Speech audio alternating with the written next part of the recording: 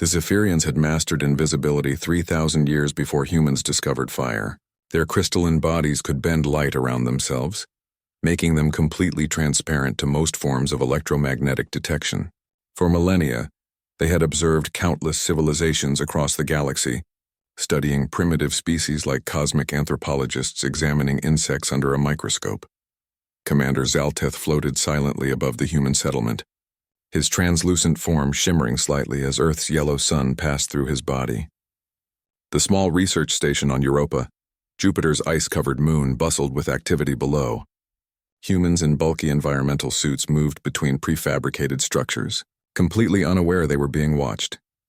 Fascinating creatures, Zalteth transmitted to his crew aboard the cloaked mothership. They've barely mastered interplanetary travel, yet they venture into the most hostile environments of their solar system. Dr. Valona, the expedition's xenobiologist, materialized beside him with barely a whisper of displaced air.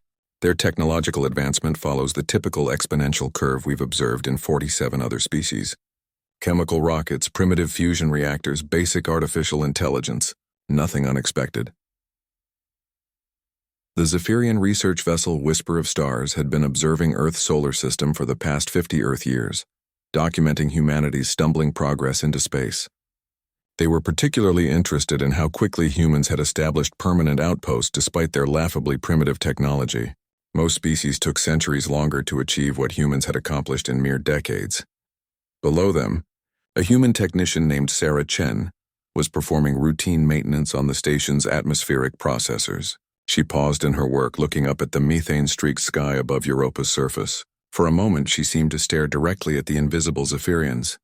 Curious, Valona noted. The female appears to be exhibiting some form of alertness response. Zalteth dismissed the observation. Random behavior. Their sensory apparatus is extremely limited compared to ours. They cannot perceive electromagnetic radiation beyond a narrow visible spectrum, and their hearing is restricted to crude pressure waves. What the Zephyrians didn't know was that Sarah Chen was born with a rare neurological condition called tetrachromacy, which allowed her to see colors and spectrums that normal humans couldn't perceive. More importantly, she had spent years working in space environments, where the ability to detect the slightest anomaly could mean the difference between life and death. She continued staring at the empty space above the station, her brow furrowed. Something wasn't right. The starlight seemed bent somehow, distorted in a way that made no sense according to the atmospheric conditions she was monitoring. "Control, this is Chen," she spoke into her comm unit. "I'm getting some unusual optical readings in Sector 7. Possible atmospheric disturbance." Back in the station's control room, her colleague Marcus Rodriguez pulled up the atmospheric monitoring data. "All readings normal, Sarah. Pressure, temperature, and gas composition are within expected parameters." Sarah grabbed a handheld spectrometer from her toolkit and pointed it toward the area where she had noticed the distortion. The device began registering anomalous readings immediately.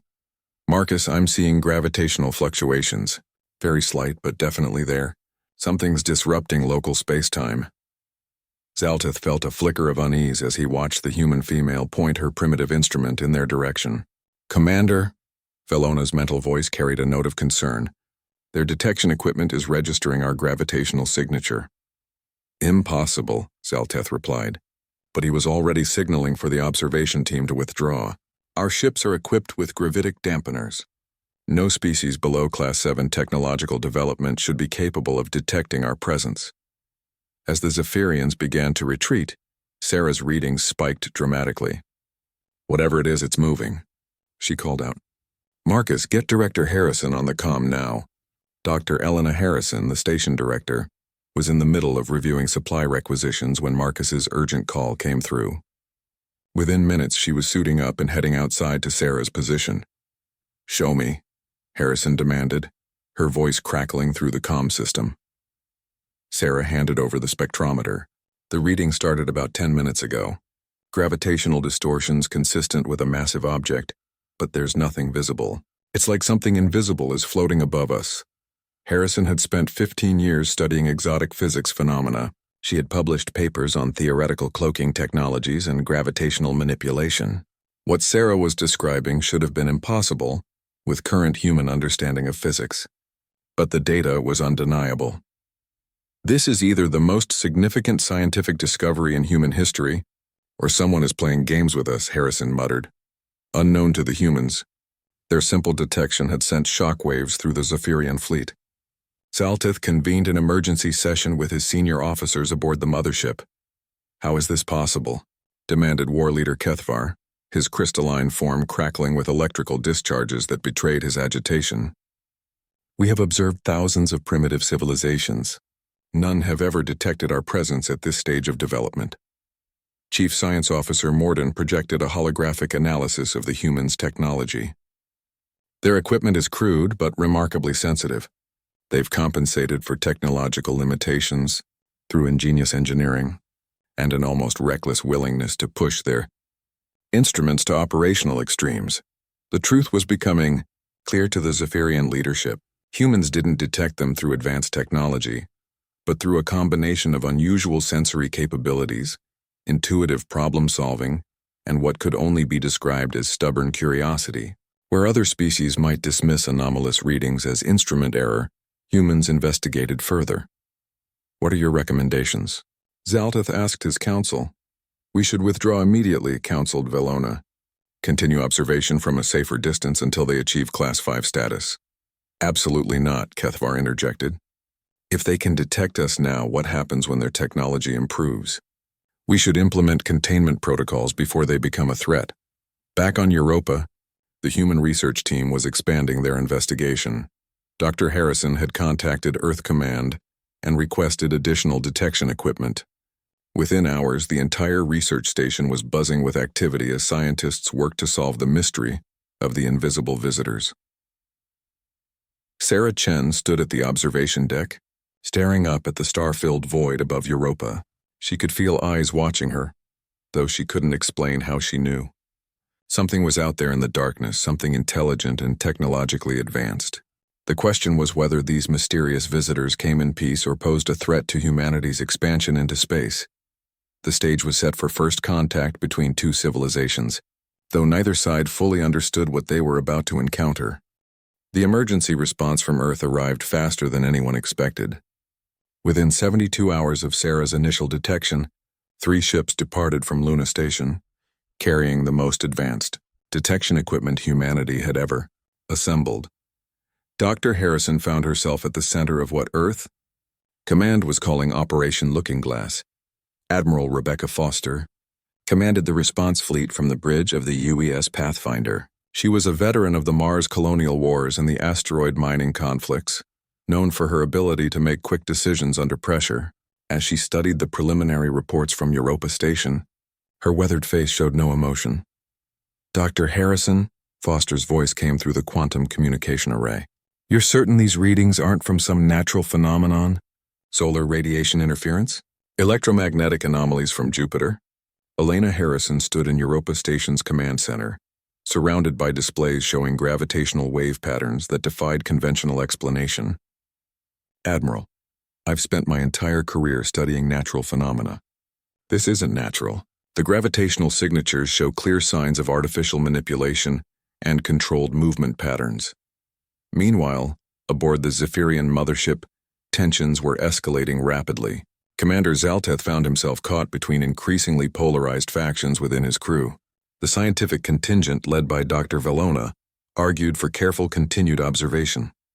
The military faction, commanded by War Leader Kethvar, pushed for immediate intervention. These humans are developing too quickly, Kethvar argued during the heated council session. Their detection capabilities have advanced beyond our projections. If we allow them to continue, they could pose a legitimate threat to Zephyrian interests within a few hundred cycles. Morden, the chief science officer, projected detailed analyses of human technological development. War Leader, their advancement is impressive but still centuries behind our current capabilities. They've achieved detection through cleverness and determination, not through superior technology. Cleverness that allowed them to see through 3 millennia of perfected stealth technology, Kethvar countered. How long before their cleverness develops into weapons that can challenge our supremacy? Zaltith studied the data streams showing human activity throughout their solar system, orbital stations around Earth, mining operations in the asteroid belt, research outposts on Mars and Europa, and early construction of interstellar probe vessels. The humans weren't just expanding rapidly, they were doing so with a boldness that seemed almost reckless. "There's something else we must consider," Valona interjected. "Our intelligence suggests that humans possess something we've rarely encountered in other species. They actively seek out the unknown. Most civilizations become more cautious as they advance. Humans become more adventurous." This observation struck at the heart of Zephyrian psychology. Their species had achieved invisibility partly as a defensive mechanism, preferring to observe rather than interact. The idea of a species that actively pursued contact with the unknown was deeply unsettling to many Zephyrians.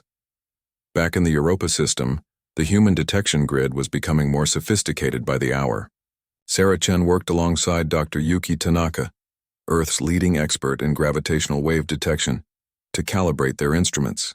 They had discovered that the invisible visitors left traces in quantum foam fluctuations that could be tracked across vast distances. "The patterns are too regular to be random," Tanaka explained to the assembled science team. "Whatever's out there is following deliberate flight paths, maintaining specific distances from our installations, and adjusting position in response to our activities." Sarah nodded, pointing to the latest tracking data. "They're watching us. The question is whether they're just curious or planning something more aggressive." Captain James Liu, the station's military liaison, had been monitoring communications with Earth Command. "Admiral Foster's fleet arrives in 18 hours. We're to continue observation but avoid any actions that might be interpreted as hostile." The irony wasn't lost on Sarah. Humanity was trying not to appear threatening to visitors who were invisible and technologically superior. It was like a mouse trying not to frighten a house cat. Dr. Valona had convinced Zalteth to allow her to conduct closer observations of the human research team. She materialized just outside Europa Station's primary viewport, watching the humans work inside their pressurized environment. Their movements showed urgency but not panic, curiosity but not fear. "Remarkable," she transmitted to the mothership. "Most species at their development level would have either fled or attempted immediate communication. These humans are methodically studying us while preparing for multiple contingencies." "What kind of contingencies?" Zaltith inquired. Valona accessed the humans' communication networks, easily breaking through their primitive encryption. "They're developing detection grids throughout their solar system, preparing first contact protocols, and simultaneously upgrading their defensive capabilities. They're treating this as both a scientific opportunity and a potential security threat." This dual approach impressed even the Zephyrian war faction. Kethavar admitted grudging respect for the humans' tactical thinking. "They prepare for friendship while readying for war. Perhaps they're not as naive as we assumed." Inside Europa Station, Dr. Harrison was conducting her own analysis of the situation. She had assembled a team of xenopsychologists, physicists, and military strategists to develop humanity's response options. The discussion was intense but measured. "If they wanted to destroy us, they probably could have done it already," argued Dr. Michael Santos, the team's xenopsychologist. "The fact that they're maintaining distance suggests either caution or peaceful intentions. Or they're studying us to identify our weaknesses," countered Security Chief Amanda Wright. "In military terms, this looks like reconnaissance." Harrison considered both perspectives. "We need to assume both possibilities. Continue scientific observation while preparing for first contact. If they are peaceful, we want to make a good impression. If they're not, we need to be ready." The human response was being coordinated across multiple fronts. Earth's governments were hastily developing first contact protocols, while the military prepared contingency plans for defending human settlements. Scientists were working around the clock to understand the technology that made invisibility possible, hoping to develop countermeasures. What neither side fully understood was how similar their approaches actually were. Both humans and Zephyrians were cautious, intelligent species trying to evaluate a potential threat while avoiding unnecessary conflict. The primary difference was that humans had stumbled into the situation by accident, while the Zephyrians had been watching for decades. As Admiral Foster's fleet approached Europa, both species were about to discover that first contact would be far more complicated than either had anticipated. The humans were determined to make contact with their mysterious observers, while the Zephyrians faced the unprecedented situation of being detected by a species they considered primitive. Sarah Chen stood once again at the observation deck, watching as Earth's most advanced warships took up positions around Europa Station. Soon, one way or another, the invisible visitors would have to reveal themselves. The only question was whether that revelation would lead to friendship or conflict. The dance of first contact was about to begin, and neither species was entirely prepared for what would unfold. Admiral Foster's fleet arrived at Europa with unprecedented detection equipment that transformed the local space into a web of sensors. The UES Pathfinder, accompanied by the research vessels Galileo and Newton, deployed quantum resonance scanners that could detect gravitational anomalies across millions of cubic kilometers. "My God," whispered Lieutenant Commander Chen Park as the sensor data streamed across his displays. "Admiral, we're reading at least 12 massive objects in formation around Europa. Each one is roughly the size of our largest orbital stations." Foster studied the tactical display with the calm demeanor that had made her legendary among Earth's fleet commanders. 12 invisible ships suggested a significant technological advantage, but their positioning was defensive rather than aggressive. "Dr. Harrison, what's your assessment?" Elena Harrison had transferred to the Pathfinder to oversee the scientific aspects of the encounter. She analyzed the positioning patterns with growing excitement. They're maintaining what appears to be a research formation. Ships positioned to observe from multiple angles, not to attack. This looks like a scientific expedition, not a military force. Aboard the Zephyrian mothership, the sudden appearance of human vessels had triggered intense debate. Commander Zaltith found himself facing the most significant decision of his long career. The humans had not only detected the Zephyrian presence, but had responded with what was clearly their most advanced technology. "Commander," reported Navigation Officer Silneth, "the human vessels are scanning continuously. Their detection capabilities have improved dramatically in just 3 solar cycles." War Leader Kethvar's crystalline form crackled with agitation. "This proves my point exactly.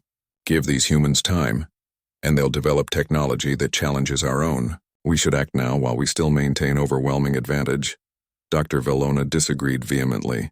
"War Leader, observe their behavior patterns. They could have approached with weapons powered and shields raised. Instead, they're broadcasting scientific greeting sequences on multiple frequencies."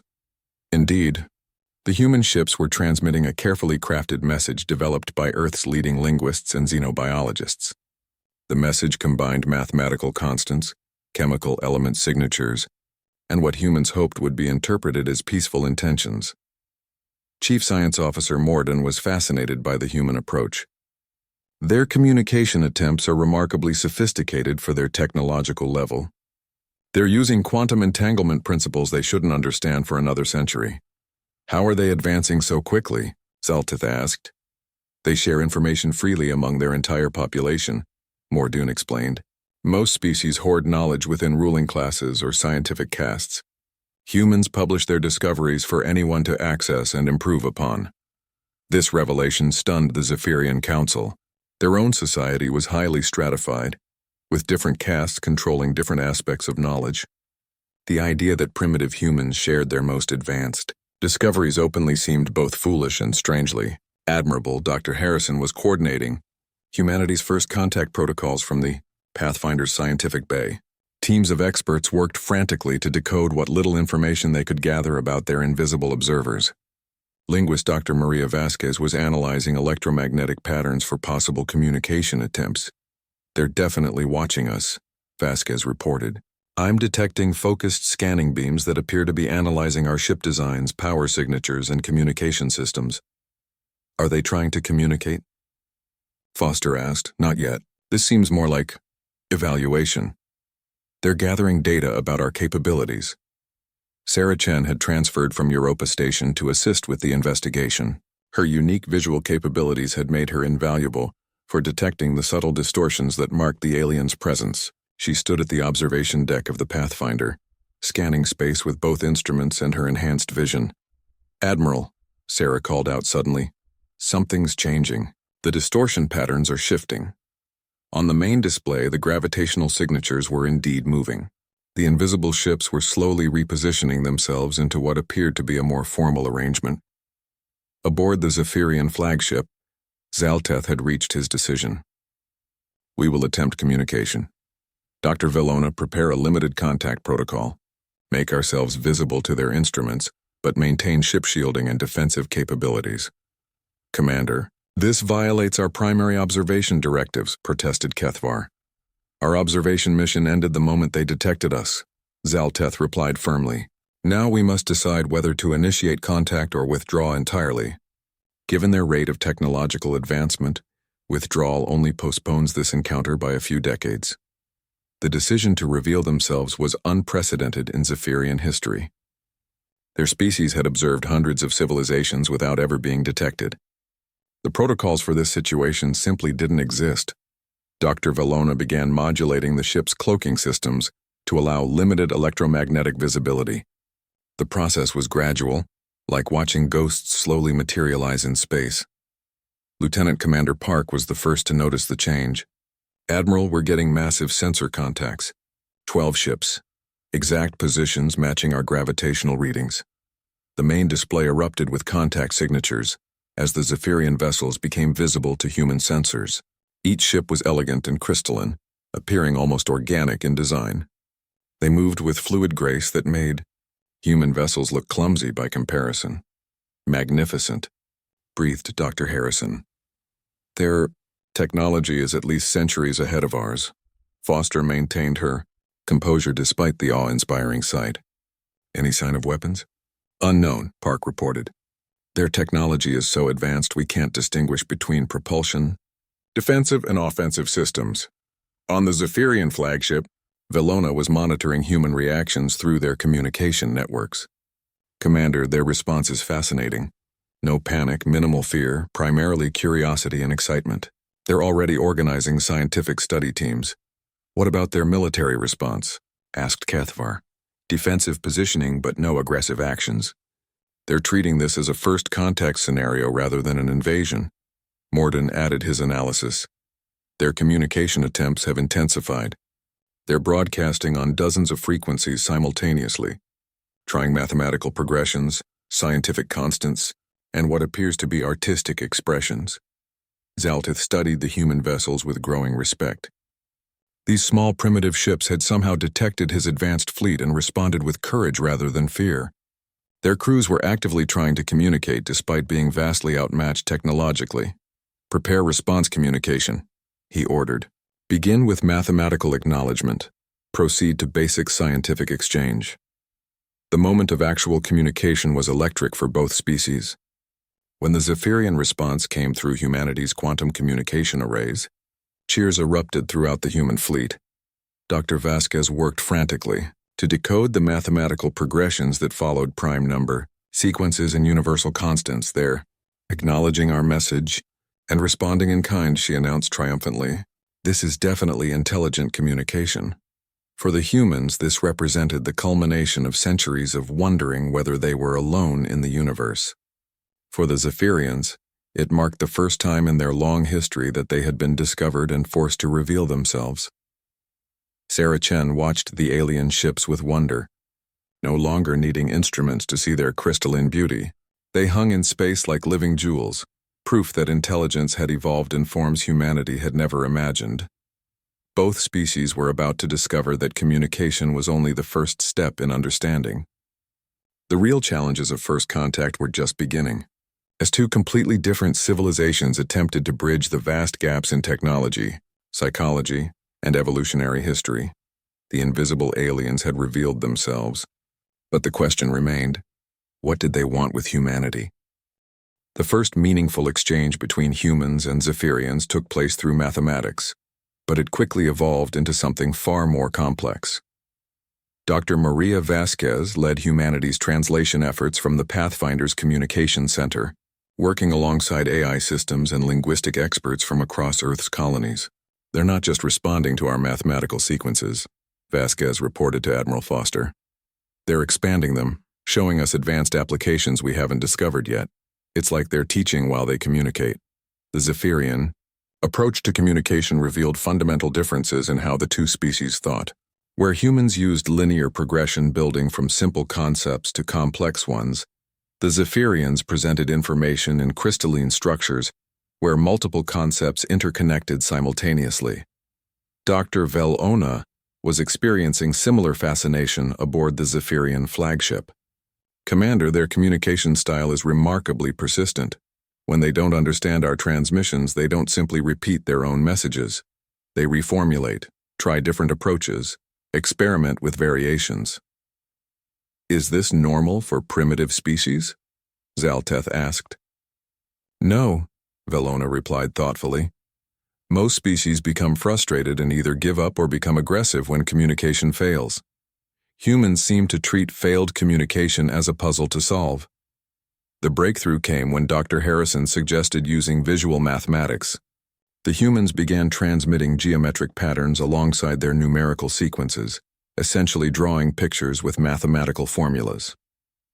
The Zephyrian response was immediate and enthusiastic. Chief Science Officer Morden analyzed the human visual approach with growing excitement. "They're thinking three-dimensionally about mathematical concepts. Most species we've encountered think linearly until much more advanced stages." The Zephyrians responded by transmitting their own visual mathematics, but their approach was far more sophisticated. They could manipulate gravitational fields to create three-dimensional geometric patterns in space itself. To human observers, it looked like invisible hands were drawing complex shapes using starlight as ink. Sarah Chen was the first to understand what the aliens were trying to show them. "They're not just drawing pictures," she announced. "They're demonstrating physics principles we don't understand yet." The gravitational drawings showed how space-time could be manipulated to achieve faster-than-light travel, how matter and energy could be converted with perfect efficiency, and how consciousness itself might be a fundamental force in the universe. Dr. Harrison watched the demonstrations with a mixture of awe and analytical determination. "They're giving us a graduate course in advanced physics. The question is why?" That same question was being debated intensely aboard the Zephyrian vessels. War Leader Keithavar was deeply concerned about the implications of sharing advanced knowledge with humans. "We're violating every protocol regarding primitive species contact," he argued. "If we give them this knowledge, how do we know they won't use it against us or other civilizations?" Zalteth considered this carefully. "What is your assessment of human character, Dr. Velona?" The xenobiologist had been studying human behavior for decades. "They are aggressive and competitive among themselves, but they show remarkable cooperation when faced with external challenges. Their response to our presence has been cautious but not hostile. That could change once they understand what we're teaching them," Keithavar warned. Morden disagreed. "War Leader, observe how they share information among themselves. Every discovery they make in communication with us is immediately transmitted to their entire civilization. They're not hoarding knowledge for military advantage." This observation highlighted another crucial difference between the species. Zephyrian society was built around careful control of information, with different castes having access to different levels of knowledge. Human society seemed chaotically open by comparison, but that openness was driving their rapid advancement. Admiral Foster was coordinating humanity's response from multiple angles. Earth Command wanted immediate military applications of any technology shared by the aliens. The scientific community demanded careful study and verification. Religious and philosophical leaders were grappling with the implications of confirmed alien intelligence. "Dr. Harrison, what's your recommendation regarding the pace of information exchange?" Foster asked. Harrison had been wrestling with this question since communication began.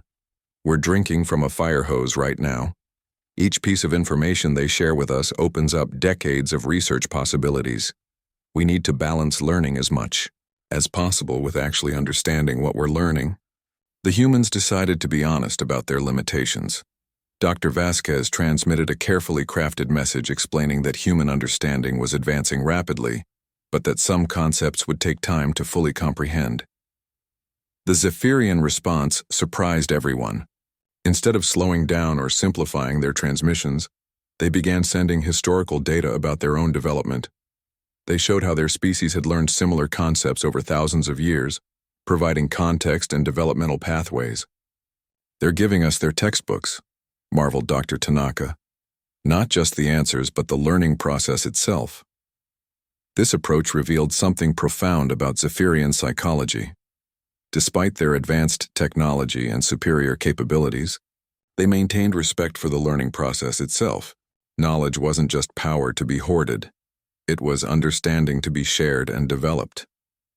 Velona was monitoring human responses to the historical data with growing admiration. Commander, their analysis speed is remarkable. They're identifying key developmental principles and already beginning to adapt them to their own technological approaches. Are they advancing faster than we anticipated? Zalteth asked. Much faster. But more importantly, they're asking questions we never considered. Their different evolutionary path gives them perspectives we lack. This revelation was transformative for the Zephyrian expedition. They had expected to observe a primitive species stumbling toward technological advancement. Instead, they discovered a species whose different approach to problem-solving offered insights into cosmic principles that Zephyrian science had missed. The exchange was becoming truly bidirectional. When humans asked questions about Zephyrian invisible technology, their inquiries forced the aliens to examine their own methods more deeply. Human curiosity was revealing aspects of Zephyrian technology that the aliens themselves hadn't fully understood. Dr. Santos, the expedition's xenopsychologist, made an observation that would prove crucial to future relations. Admiral, they're not just sharing technology with us, they're learning from us too. This isn't charity or condescension, it's genuine scientific collaboration.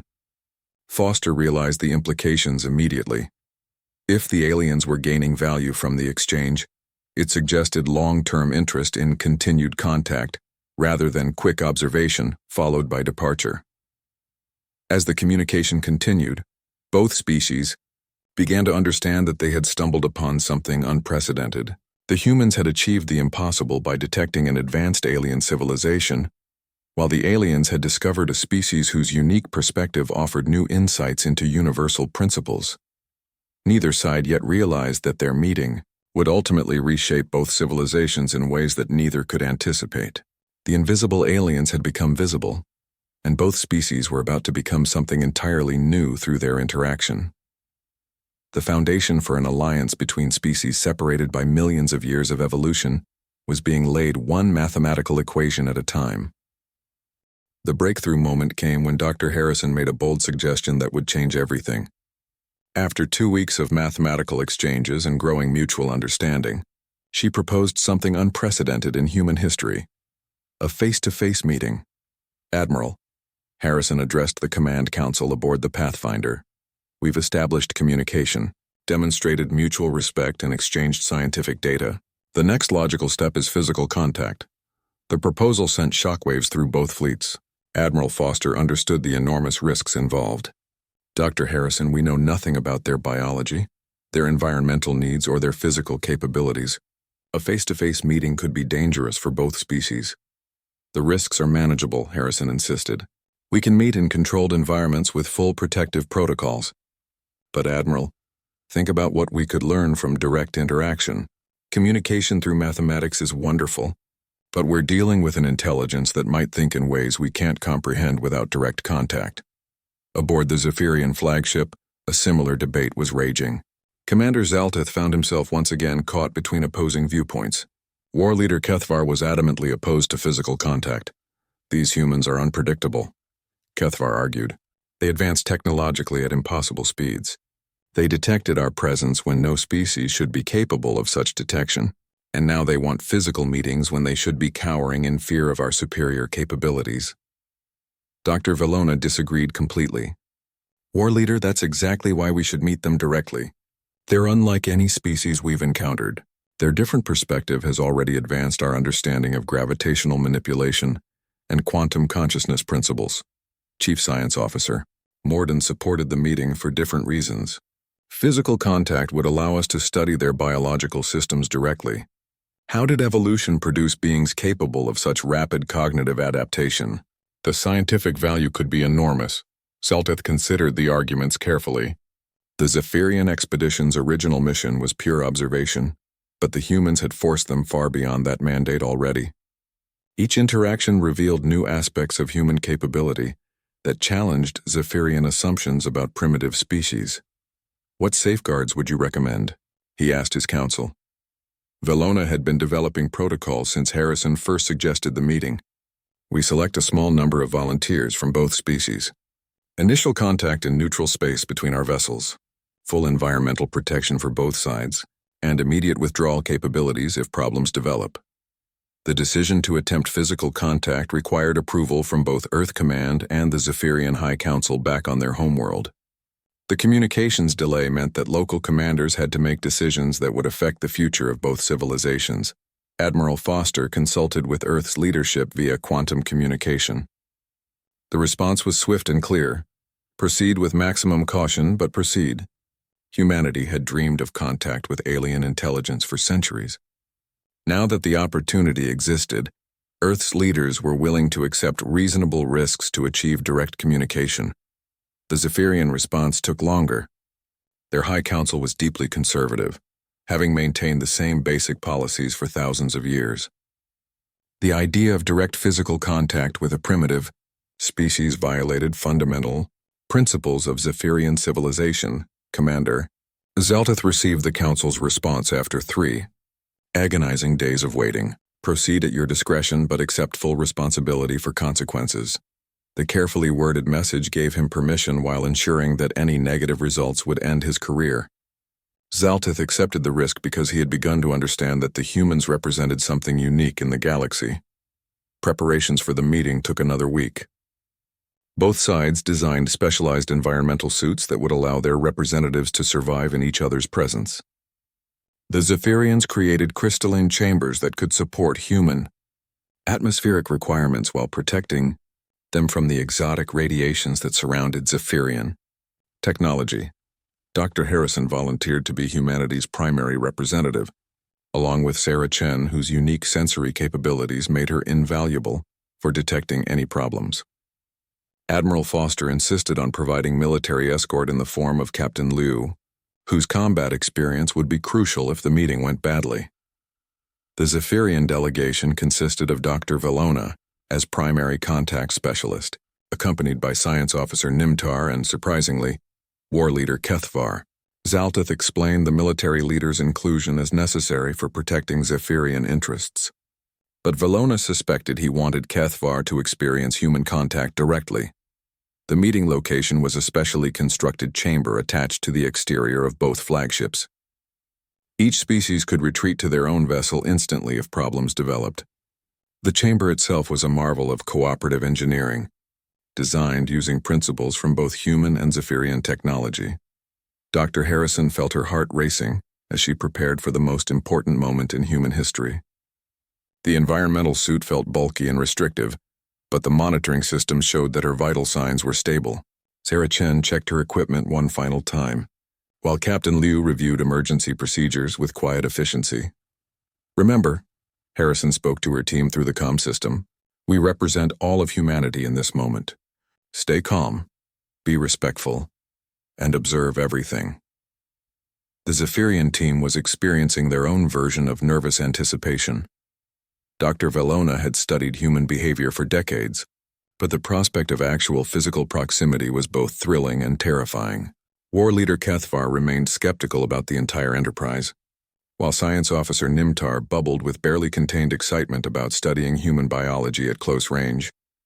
The moment of actual contact was anticlimactic and profound simultaneously. The chamber doors opened and representatives of 2 species, separated by millions of years of evolution, stood in the same space for the first time. Dr. Harrison's first impression was that the Zephyrians were beautiful in an alien way that human language couldn't adequately describe. Their crystalline bodies caught and refracted light in patterns that seemed almost musical. They moved with fluid grace that made human motion seem jerky and inefficient. Dr. Valona was equally fascinated by human appearance. Their solid, opaque bodies seemed impossibly dense and compact. The way they maintained structural integrity without crystalline support systems was a marvel of biological engineering. The first words, exchanged between representatives of the 2 species, were appropriately historic. Dr. Harrison spoke in carefully, practiced mathematical sequences that had been translated into acoustic patterns. Greetings. We are honored to meet you. Dr. Valona's response came through harmonic frequencies that the human translation systems converted to understandable speech. The honor is mutual. Your species continues to surprise us. What followed was the most important conversation in the history of either civilization. They discussed everything from basic biology to advanced physics, from social structures to philosophical principles. Each revelation opened new avenues of understanding and raised new questions about the nature of intelligence and civilization. The meeting lasted 6 hours, far longer than either side had planned. When it finally ended, both teams returned to their vessels with the knowledge that the universe had fundamentally changed. Two civilizations had not just made contact but had begun the process of mutual understanding that would reshape both species forever. The invisible aliens were no longer invisible or alien. They were becoming partners in an unprecedented collaboration between civilizations. The breakthrough moment came when Dr. Harrison made a bold suggestion that would change everything. After 2 weeks of mathematical exchanges and growing mutual understanding, she proposed something unprecedented in human history: a face-to-face meeting. "Admiral," Harrison addressed the command council aboard the Pathfinder, "we've established communication, demonstrated mutual respect, and exchanged scientific data. The next logical step is physical contact." The proposal sent shockwaves through both fleets. Admiral Foster understood the enormous risks involved. "Dr. Harrison, we know nothing about their biology, their environmental needs, or their physical capabilities. A face-to-face meeting could be dangerous for both species." "The risks are manageable," Harrison insisted. "We can meet in controlled environments with full protective protocols." "But Admiral, think about what we could learn from direct interaction.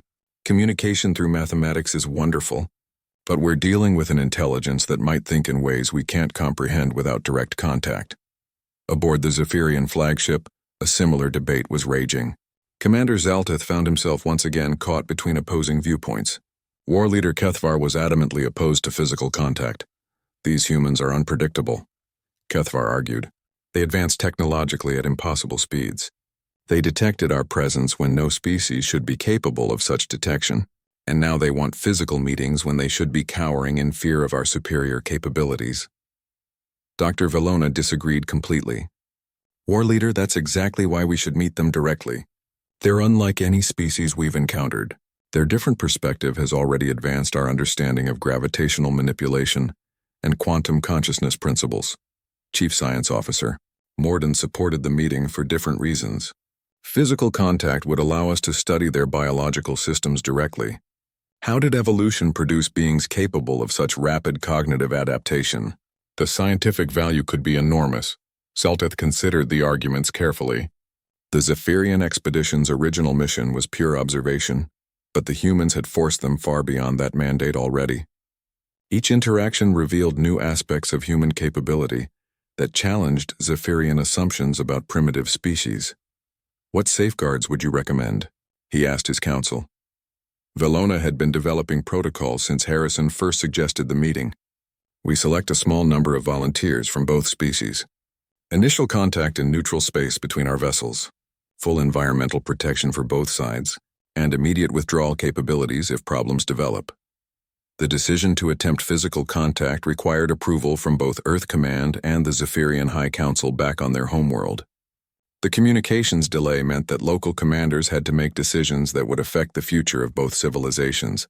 Admiral Foster consulted with Earth's leadership via quantum communication. The response was swift and clear. "Proceed with maximum caution, but proceed." Humanity had dreamed of contact with alien intelligence for centuries. Now that the opportunity existed, Earth's leaders were willing to accept reasonable risks to achieve direct communication. The Zephyrian response took longer. Their High Council was deeply conservative, having maintained the same basic policies for thousands of years. The idea of direct physical contact with a primitive species violated fundamental principles of Zephyrian civilization. Commander Zaltith received the Council's response after 3 agonizing days of waiting. "Proceed at your discretion, but accept full responsibility for consequences." The carefully worded message gave him permission while ensuring that any negative results would end his career.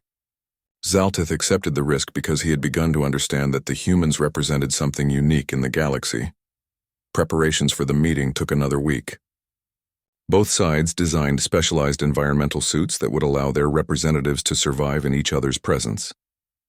The Zephyrians created crystalline chambers that could support human atmospheric requirements while protecting them from the exotic radiations that surrounded Zephyrian. Technology. Dr. Harrison volunteered to be humanity's primary representative, along with Sarah Chen, whose unique sensory capabilities made her invaluable for detecting any problems. Admiral Foster insisted on providing military escort in the form of Captain Liu, whose combat experience would be crucial if the meeting went badly. The Zephyrian delegation consisted of Dr. Valona as primary contact specialist, accompanied by Science Officer Nimtar and, surprisingly, War Leader Kethvar. Zaltith explained the military leader's inclusion as necessary for protecting Zephyrian interests. But Valona suspected he wanted Kethvar to experience human contact directly. The meeting location was a specially constructed chamber attached to the exterior of both flagships. Each species could retreat to their own vessel instantly if problems developed. The chamber itself was a marvel of cooperative engineering, designed using principles from both human and Zephyrian technology. Dr. Harrison felt her heart racing as she prepared for the most important moment in human history. The environmental suit felt bulky and restrictive, but the monitoring system showed that her vital signs were stable. Sarah Chen checked her equipment one final time, while Captain Liu reviewed emergency procedures with quiet efficiency. "Remember," Harrison spoke to her team through the comm system, "we represent all of humanity in this moment. Stay calm, be respectful, and observe everything." The Zephyrian team was experiencing their own version of nervous anticipation. Dr. Valona had studied human behavior for decades, but the prospect of actual physical proximity was both thrilling and terrifying. War Leader Kethvar remained skeptical about the entire enterprise, while Science Officer Nimtar bubbled with barely contained excitement about studying human biology at close range. The moment of actual contact was anticlimactic and profound simultaneously. The chamber doors opened and representatives of two species, separated by millions of years of evolution, stood in the same space for the first time. Dr. Harrison's first impression was that the Zephyrians were beautiful in an alien way that human language couldn't adequately describe. Their crystalline bodies caught and refracted light in patterns that seemed almost musical. They moved with fluid grace that made human motion seem jerky and inefficient. Dr. Valona was equally fascinated by human appearance. Their solid, opaque bodies seemed impossibly dense and compact. The way they maintained structural integrity without crystalline support systems was a marvel of biological engineering. The first words exchanged between representatives of the two species were appropriately historic. Dr. Harrison spoke in carefully, practiced mathematical sequences that had been translated into acoustic patterns. "Greetings.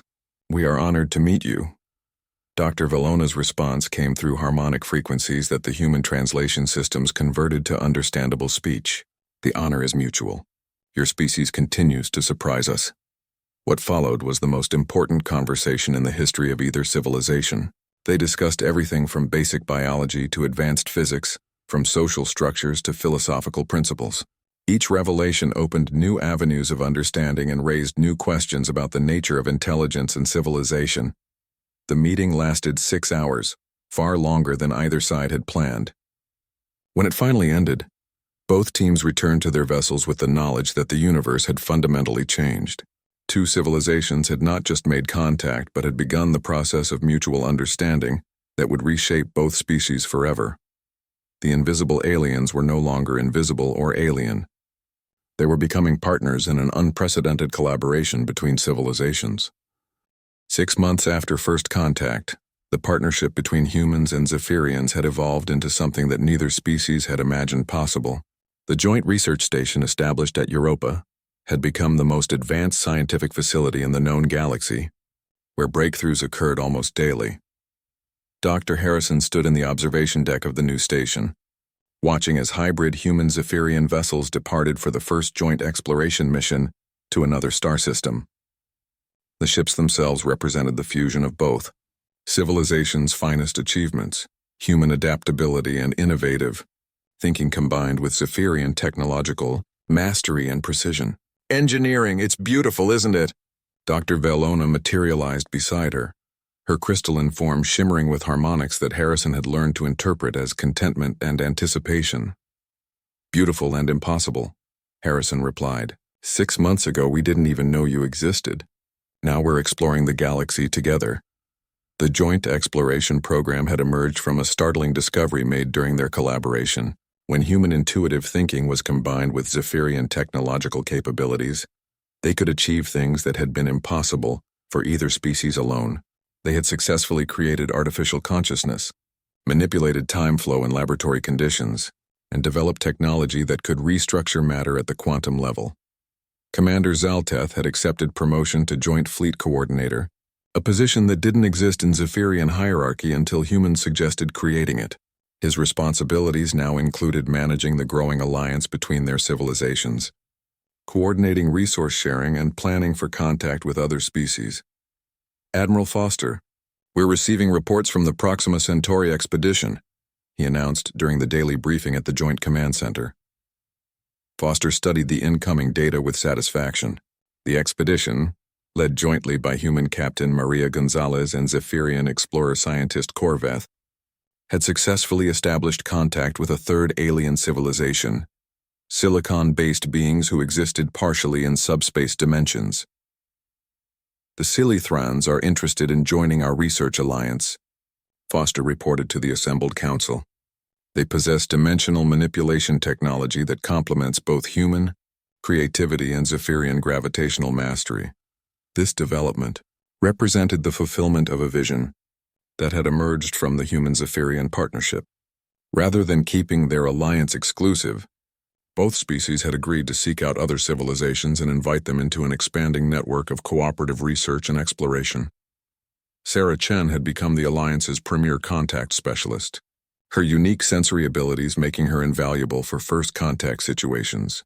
She had successfully facilitated initial communication with 6 different alien species, each bringing unique perspectives and capabilities to the growing galactic community. The Silithrans think in 11 dimensions simultaneously, she explained to the cultural integration team. Their perception of reality is so different from ours that we'll need entirely new communication protocols. But their dimensional technology could solve some of the power generation problems we've been having with the long-range exploration vessels. The human-Zephyrian alliance had inadvertently triggered a galactic renaissance. Species that had remained in isolation for millennia were suddenly eager to join cooperative ventures. The alliance offered something unprecedented: technological advancement through collaborative research rather than conquest or domination. War leader Kethvar, now serving as Strategic Coordination Officer, had become the alliance's most effective diplomat for dealing with military-oriented civilizations. His transformation from skeptic to advocate had been complete. These humans have taught us something revolutionary, he explained to a council of Zephyrian military leaders. Strength doesn't come from superior weapons or advanced technology. It comes from the ability to turn enemies into allies and competitors into collaborators. The alliance was facing new challenges as it expanded. Each new species brought different values, different approaches to problem-solving, and different concepts of cooperation. Managing these differences required constant innovation in diplomatic and cultural protocols. Dr. Valona had established the Galactic Cultural Exchange Institute, where representatives from different civilizations could learn to understand and work with each other. The institute had become a model for how radically different species could find common ground. The key is recognizing that diversity is strength, she explained to new participants. Humans taught us that different perspectives lead to better solutions. Each species we encounter offers unique insights that benefit everyone. The scientific achievements of the expanded alliance were reshaping understanding of the universe itself. They had discovered that consciousness was a fundamental force like gravity or electromagnetism. They had developed technology that could create stable pocket universes for experimentation. They had begun preliminary work on influencing the evolution of new civilizations through careful technological guidance. Admiral Foster found herself commanding not just human vessels, but a mixed fleet representing dozens of different species. The complexity was enormous, but the results were beyond anything she had imagined possible. Earth Command, this is Admiral Foster reporting on Alliance operations, she transmitted during her monthly communication with Earth. We now have cooperative agreements with 37 different civilizations. Our joint research has produced technologies that would have taken humanity thousands of years to develop independently. The transformation of human civilization had been equally dramatic. Earth itself had become the administrative center of the growing alliance, chosen partly for its neutral status and partly for the human talent for cultural integration. Cities designed by dozens of different species were rising across the planet, each a testament to the possibilities of cooperative civilization. But perhaps the most significant change was philosophical. Humanity's encounter with the invisible Zephyrians had taught them that the universe was far stranger and more wonderful than they had ever imagined. The alliance they had built together proved that cooperation was not just possible between different civilizations, but necessary for achieving true advancement. Dr. Harrison stood once again at the observation deck, but now she watched vessels from dozens of different worlds departing on exploration missions to distant galaxies. The invisible aliens who had once watched humanity in secret had become partners in the greatest adventure either species had ever undertaken.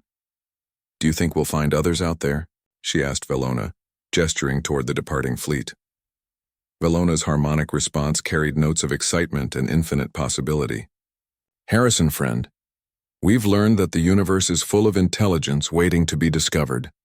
The only question is how many new friends we'll make along the way." The alliance between humans and Zephyrians had grown into something that neither species had imagined when they first made contact. They had created a model for galactic civilization based on cooperation, mutual respect, and the sharing of knowledge.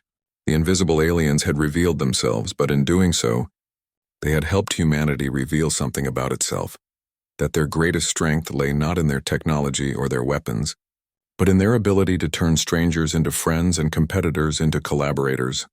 The galaxy would never be the same. And for the first time in either species' history, that change represented hope rather than fear. The invisible aliens had thought they could observe humanity without being detected, but humanity had found them, and in finding them, had found the path to a greater destiny among the stars.